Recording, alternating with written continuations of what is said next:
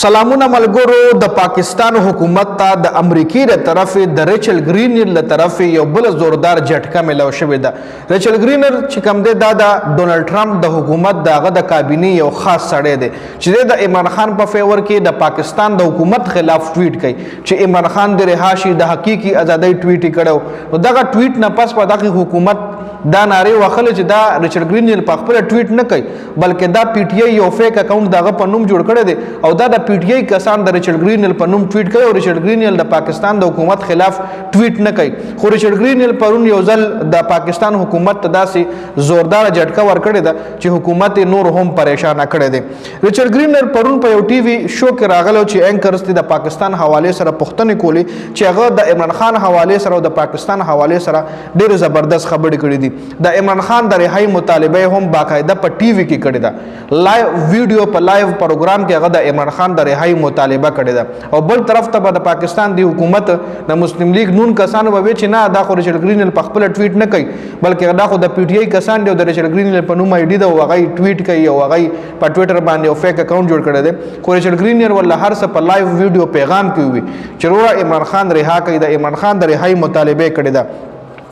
ریچل ګرینر ویلي چې د ټرمپ په دور کې د پاکستان او د امریکای ډېر بهترین تعلقات دای په څه کې ویلي دي، دای په دغه لایو ټي وي شو کې ویلي دي چې د دواړو ملکونو ډېر بهترین تعلق او بل طرف ته پر پاکستان د حکومت چې کم دی د مسلم لیگ نون کسانو د پی ډی ایم کسانو به وي چې عمران خان خو امریکای سره تعلقات خراب کړي دي، عمران خان سعودي عرب سره تعلقات خراب کړي دي. او بل طرف ته پرون ریچل ګرینر په خپل د خبرې اعتراف وکړو چې د ډونلډ ټرمپ په وخت کې او د عمران خان په وخت کې د پاکستان او د امریکای بهترین تعلقات خو. ریچل ګرینر دا هم وی چې عمران خان سره روایتي سیاستدان نه دی بلکې یو آوټسایډر دی، مطلب پلار د نیکه د سیاستدان نه دی روان، یو آوټسایډر دی او سیاست ته راغلی دی او د کامن سنس خبرې کوي، د عقل او د سوچ خبرې کوي. نو په دې وجه حکومت تیریږي، د پاکستان چې کم کرنٹ حکومت دی د پاکستان چې کم مخالفین دي دغه په دې وجه تیریږي. خبر ریچل ګرینر د حقيقي ازادۍ یو ټویټ هم کړی دی. بل ریچل ګرینر چې کم ټویټ کړو تاسو لیدل شي او سور ورځې مخکې په ما یو ویلاګ هم جوړ کړو چې کې هغه ایلون مسک نه خپل ټویټ کې ټیګ کړو چې پاکستان ته هم د سټارلینک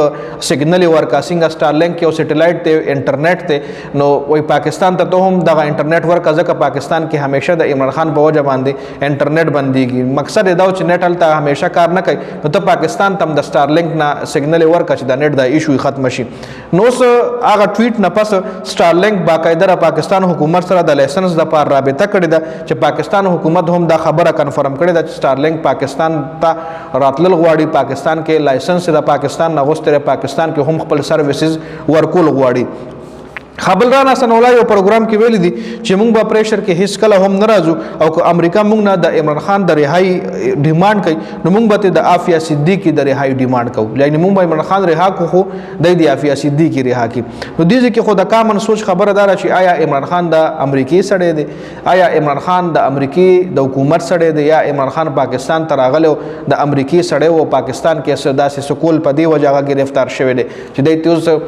عمران خان رها کوي خو د عافیه صدیقی رهایی ته غوړي. نو دا هم د سوچ خبره دی، په خپل داسې بیان جاری کی چې په خپل بیان کې بیا په خپل لګیږي. نو په دې ویډیو کې دا اپډیټس خپل رائے کمنټ کول شي، د ویډیو کتلو زیاته مننه. والسلام.